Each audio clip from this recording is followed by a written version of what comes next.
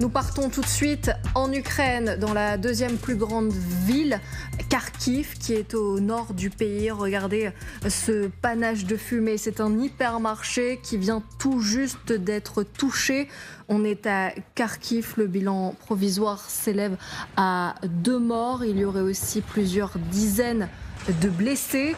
C'est donc un hypermarché qui a été touché vraisemblablement par une frappe russe. C'est en tout cas ce que déclare le président ukrainien Volodymyr Zelensky, qui affirme il y a seulement quelques instants que plus de 200 personnes pourraient avoir été à l'intérieur de l'hypermarché, un hypermarché de produits de construction. Donc on attend encore de savoir si des personnes sont bloquées à l'intérieur et si le bilan que l'on vous a annoncé va s'alourdir. On le rappelle, 2 morts pour le moment. On est en direct de Kharkiv avec Cyril Amourski. Bonjour Cyril, merci d'être avec nous.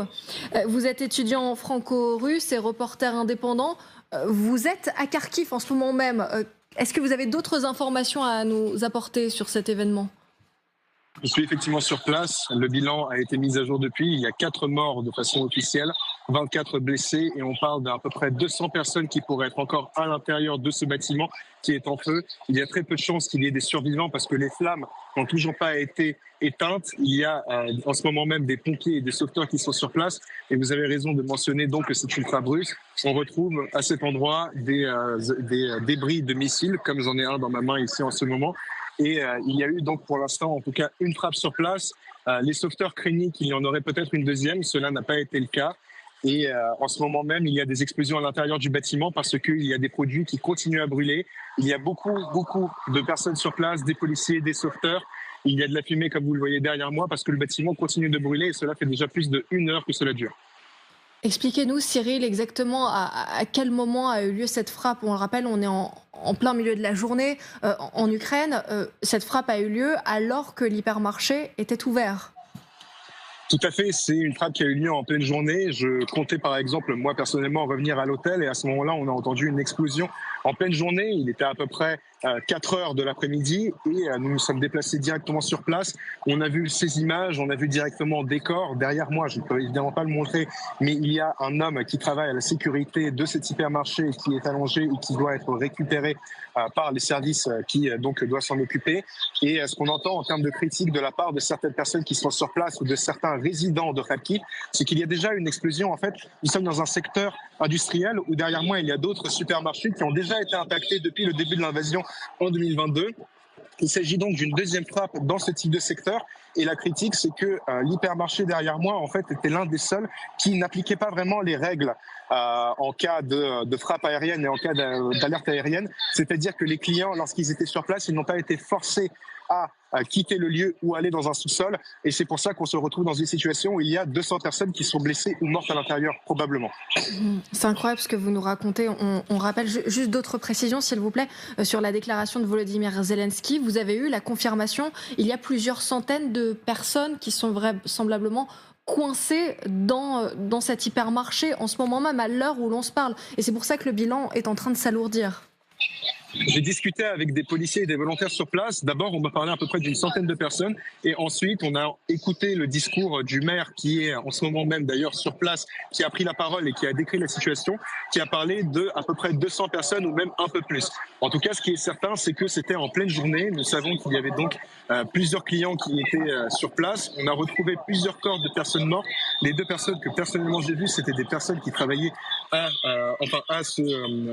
l'intérieur de cet hypermarché au moment de l'explosion, qui s'occupaient de la sécurité. Et donc en ce moment même, il y a toujours des opérations de la part des pompiers et des sauveteurs qui sont sur place, qui essaient de récupérer le reste des corps. Mais une fois de plus, ça reste très compliqué parce que les produits à l'intérieur sont enflammés, ils continuent à exploser et la presse n'est plus autorisée de s'approcher de la zone là-bas, justement pour permettre aux pompiers de continuer à travailler tranquillement.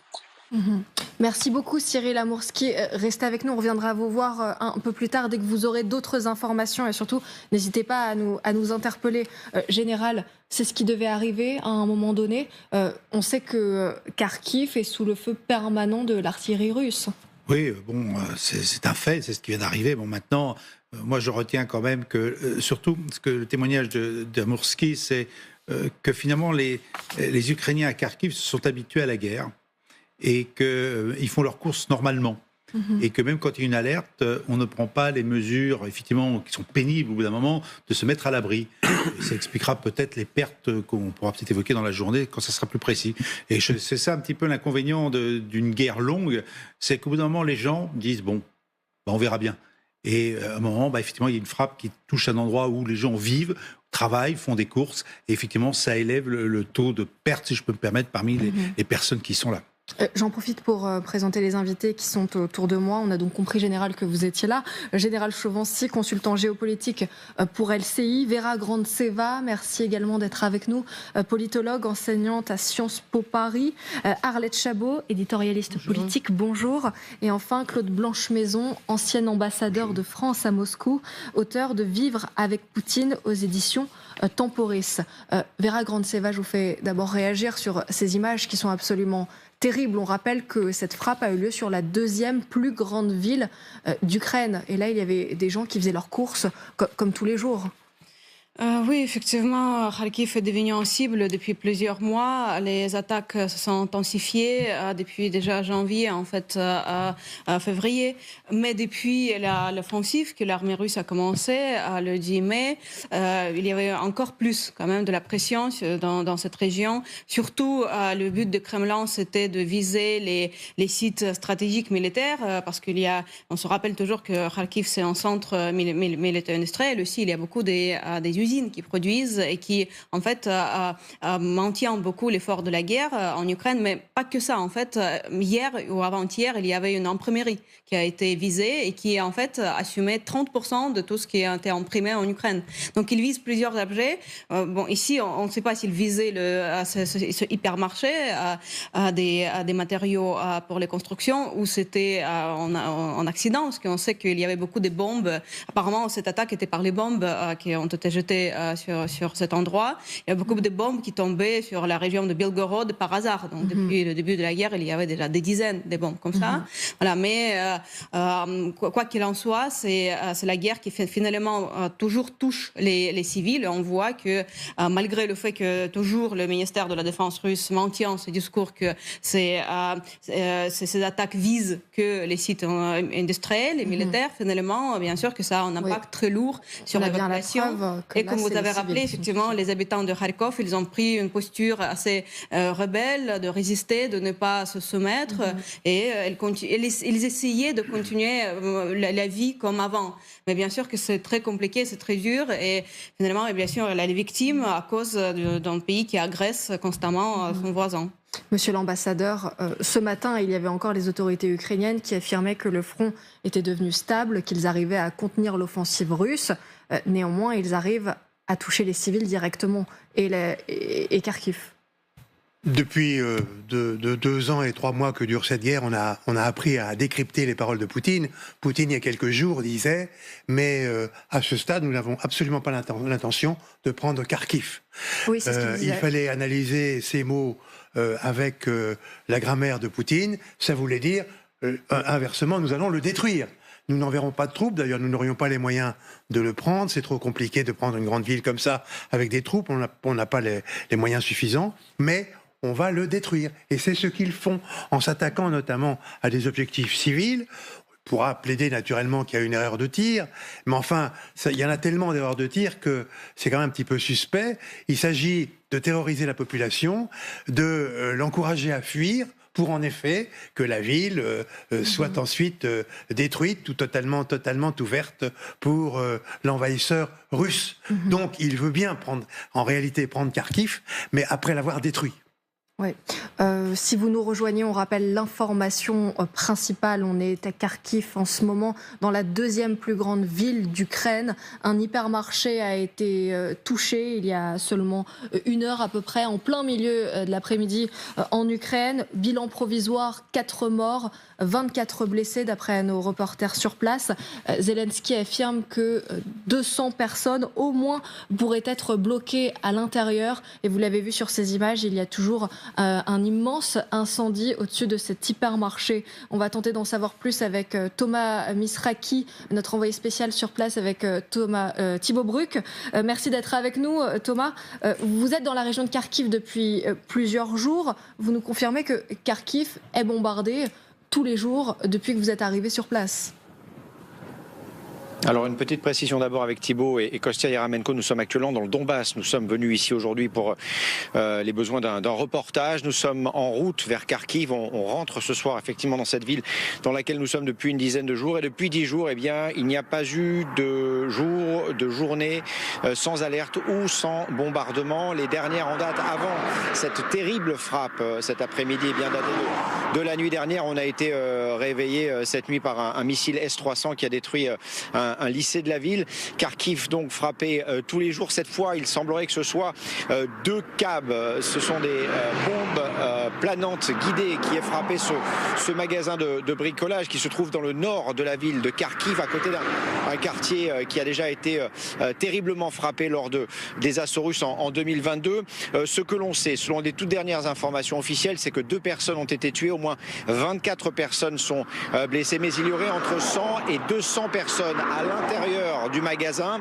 Évidemment, il faut s'attendre à ce que le bilan actuel évolue.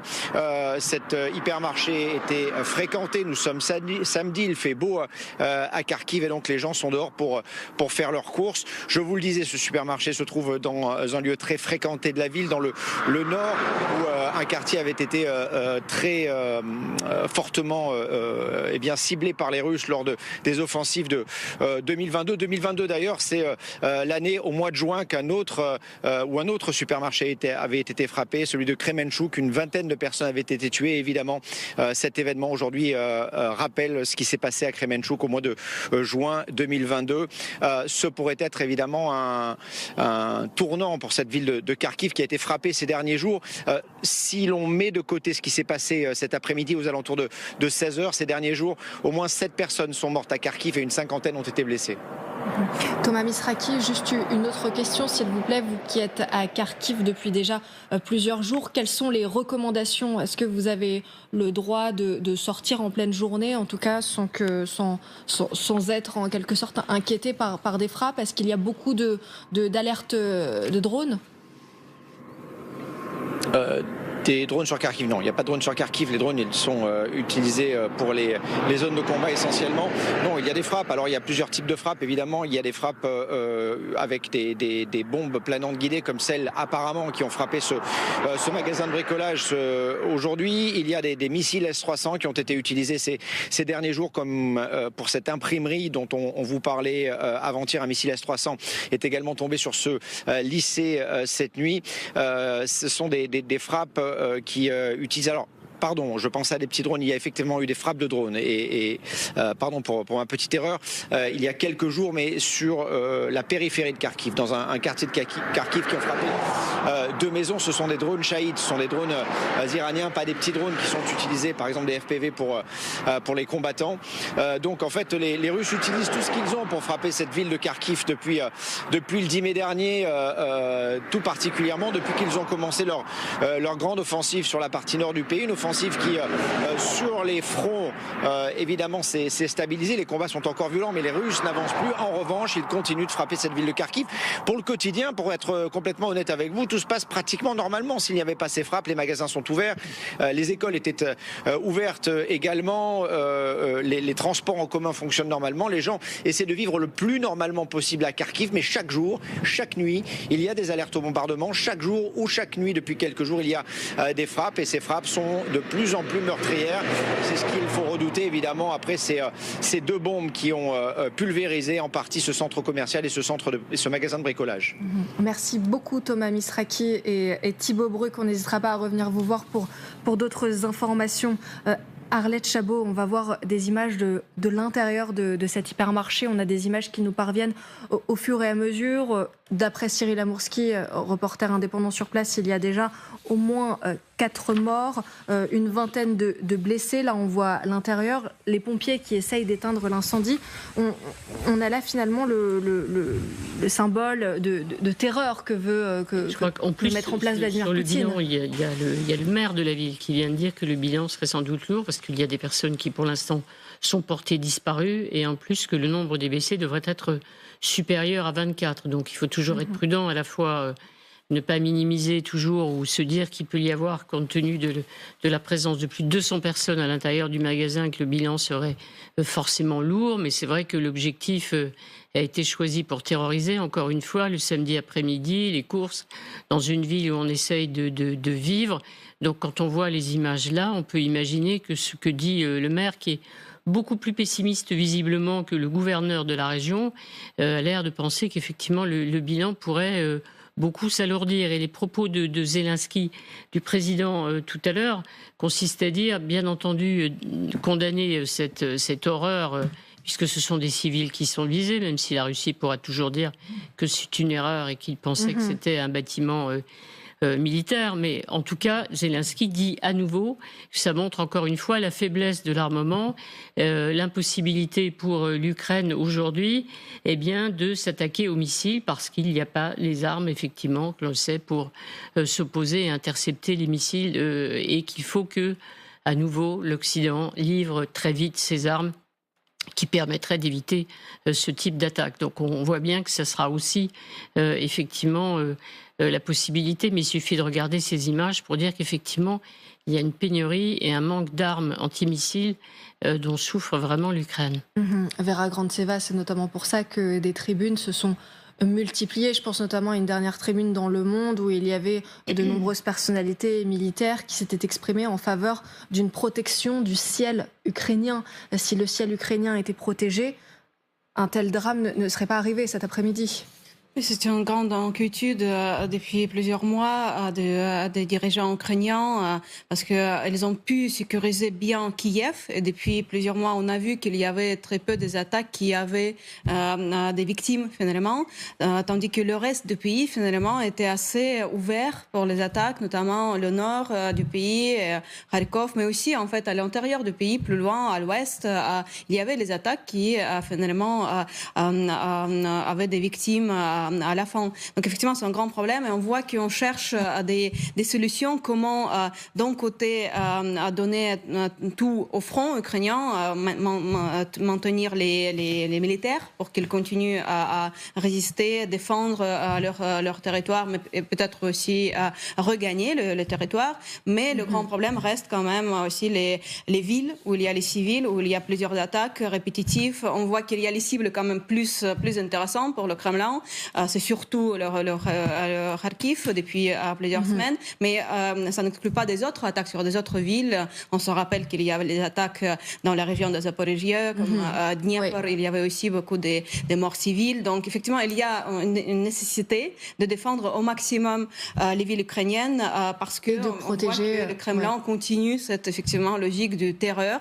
Et de protéger les civils. Exactement, pour maintenir la peur dans la population et pour essayer de casser le moral, toujours dans cette idée, pour finalement faire de sorte que l'Ukraine cède et soit participe dans les négociations, soit se soumet entièrement au régime de Kremlin. On revient dans un instant sur cette frappe russe et ces images terribles sur un hypermarché cet après-midi dans la deuxième plus grande ville d'Ukraine, à Kharkiv. Pour le moment, officiellement, il y a 2 morts, mais il y aurait peut-être plusieurs centaines de blessés, car au moins 200 personnes ont été coincées dans l'hypermarché.